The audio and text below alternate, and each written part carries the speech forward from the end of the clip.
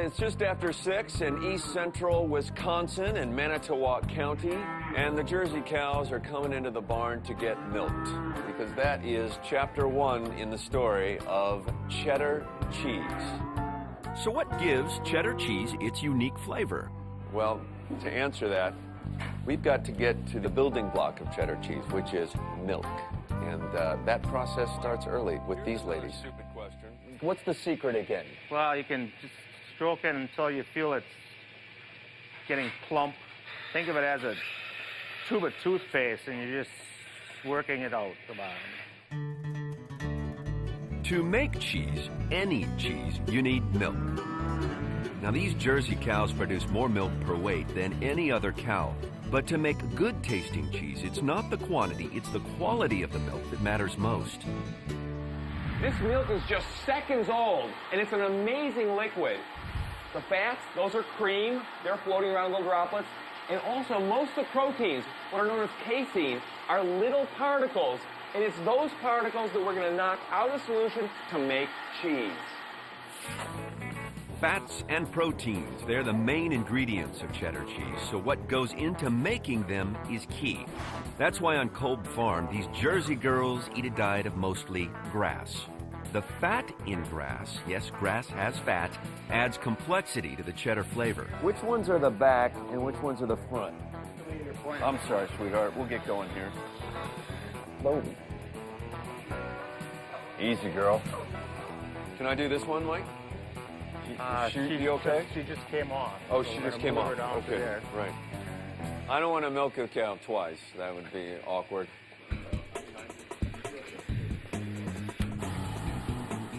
All this fresh raw milk is delivered nearby to Henning's cheese factory. This is where it begins its cheddaring journey.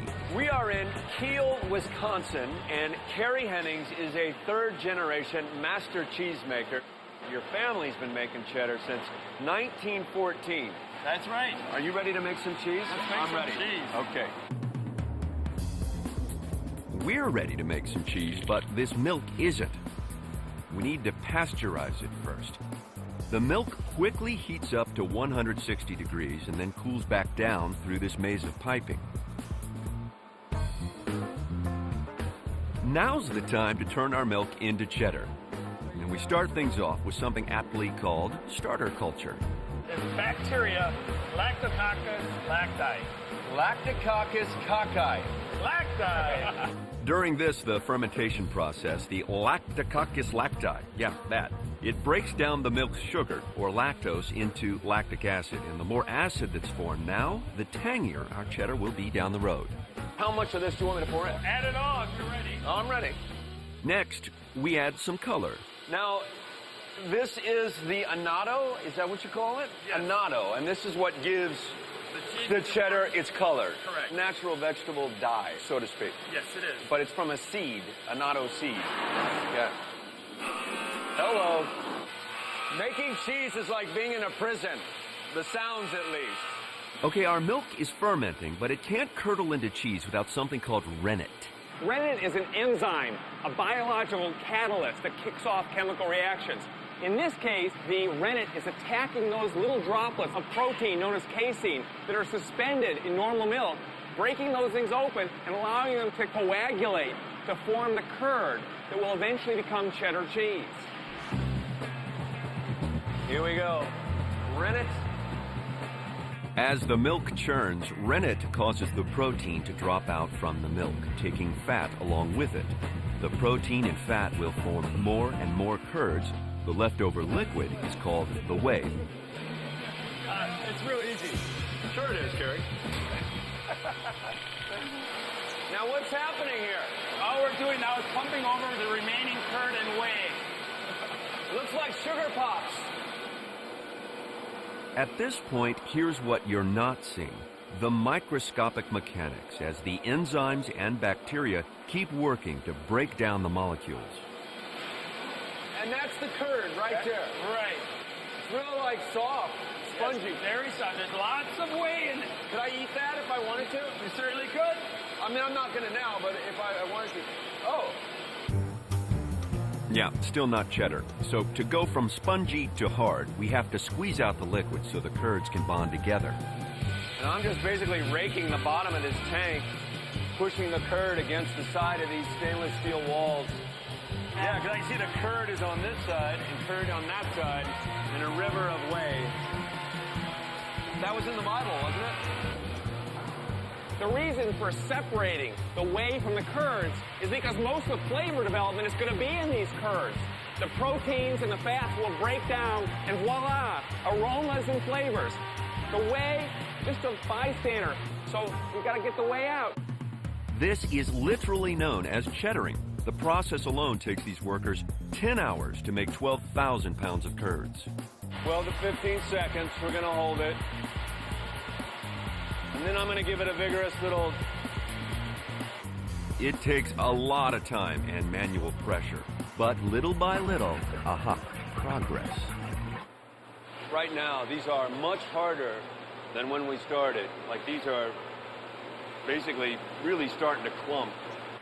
The whey is drained, but there's still too much liquid for the curds and the flavor to form properly. To get an idea, look at that. How much moisture is still inside these curds, so you can just see it draining out. We've got to expel the rest of this liquid, so we divide these banks of curds into smaller sections. So we cut these once, and we stacked them. Now we roll them over. 30 pounds? This feels a lot heavier than 30 pounds. Bad curd. Then we stack them again. Oh, these hold together much nicer now. And again. And again. Cheddaring is hard work, man. How many times do you do this? Oh. Now, this is very heavy. We've gone from 2 to 3. Now we go to 4. We're still not done. We're going to 5. So here's the secret to the cheddaring process, using the pressure of the curd's own weight. No real need to go to the gym, huh? You guys just don't need to.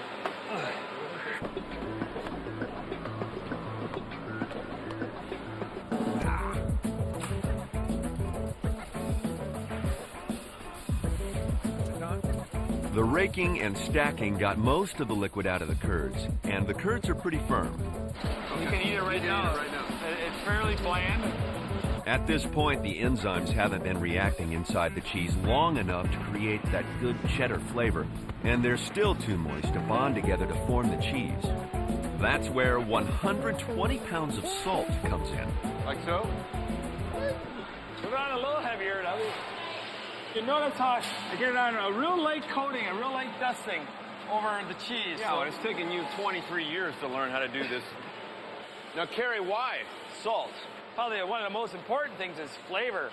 Cheese would not taste very good without the salt. It's important biologically because it slows that bacteria growth down. Those bacteria are really working. We need to start slowing that bacteria process down. And then also expelling more of that moisture yet out of that curd. So we're drying that curd down even further. Very important. We have to cover each curd with salt. Now we have to look for these lumps, Kurt. We have to break these apart. So salt. It's Brian. Did you say Kurt?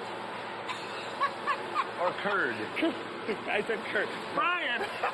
It's okay, Bob. To make sure we get an even coat, we salt the curds 3 times. We constantly mix the batch as we go along. I can just hear the American Heart Association moaning right now, man. Salted cheddar curds, the kind they make at Henning's, are a snack here in Wisconsin. But to make blocks of cheese, we need to take our curds and keep on going. These curds are pushed along this chute, are fed up through this steel piping system here, and are put in, what are they called? Daisies? Daisy hoops. Daisy hoops. Now we're packing about 34 pounds worth of curds into this wheel shape, but there's still some excess liquid, or whey. So we do another round of stacking.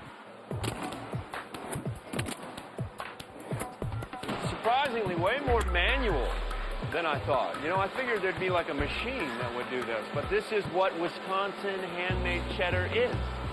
We're doing it. I'll never take another cheeseburger for granted again. We're using 2,000 pounds of force to squeeze the remaining whey out of the curds so that they can bond together and start forming inside the cheddar wheel. And after just 15 minutes of pressing, the curds are already becoming a single solid mass. This cloth right here is just cheesecloth. Yes. It also extracts moisture from the curd. Yes. Now we place cotton over the top. This does the same thing, pulling moisture, right? Right. However, you throw these away when you're done, or No, what? we reuse these. Oh, you put it in the laundry? Yep. So you're like the Al Gore of the cheese world. And after 24 hours, our cheddar, all 4,000 pounds of it, is as dry as it's going to get. Can we flip it out and take a look at it? Okay. Oh, already, that looks like cheddar to me. Still needs a little more time to finish fusing together. Can we taste some of this? All right, we can do that. All right, so you lead the way. All right. At this, the day-old mark, the curds are extremely soft and there's not much flavor. This is just a day old. Cheers. Cheers. Very squeaky. Yeah. Squeaky. Because it's like kind of rubbery. And it still tends to fall apart quite easily. It's technically cheddar, but it doesn't taste like it, especially compared to a piece that's been aging for a month. Oh, see, right away you can just tell how it holds together. Yeah. That's good cheese. That's good cheddar. Yeah. That's real good. Oh, I'm sorry. You want some? Being the master cheesemaker that he is, Kerry can tell very early on how his cheddar's going to come out, simply by tasting it. Once it's been aged for about 30 days, I can start saying, well, nope, it's not good enough. We're going to move it out as a mild or a medium flavored cheese. Then we'll look at it at 3 months old, 6 months old, and again at a year old. Now, can you tell just from tasting a cheese, say at 3 months, that it's just not going to make the 18-month haul? A good percentage of the time I can. The enzymes and bacteria continue to ferment inside. This is the aging process, and that creates the distinct sharp flavor. The longer the cheddar ages, the sharper it gets. And this has been aged how long? 18 months. This is 18 months. 18 months. 18 months. Wow. This is cheddar. sharp cheddar. Yeah. Cheddar is aged anywhere from 3 months to 9 years. Once Kerry approves it, the cheddar gets packaged. At Henning's, they wrap smaller pieces of cheddar, but giant blocks are their specialty. These blocks can weigh as much as 1,000 pounds, which makes waxing them a pretty tough job. So why dip the cheddar in wax? Well, it allows gases inside to escape and the cheese to breathe. It's like a layer of skin. It prevents the cheese from getting moldy or drying out. It's going to be tricky because you're going to feel the wax kind of move on you. Yeah, a little bit. Did I wreck the wax? Oh, a little bit. Notice how there's none on mine. Okay. It's just something I'm used to. That's right. Yeah. I know how to work with it. Why you Move it around. gotta be so hurtful? And right here. The cheddar will continue to age, You're going to need a little more wax than that. and the flavor will continue to grow sharper and sharper every day. It gets kind of hug it Hug it. Hug it. Hug the cheese. Hug the cheddar. All right. to the box. If you do this correctly, you'll have no wax on your hands. Right, you're right. I did this incorrectly.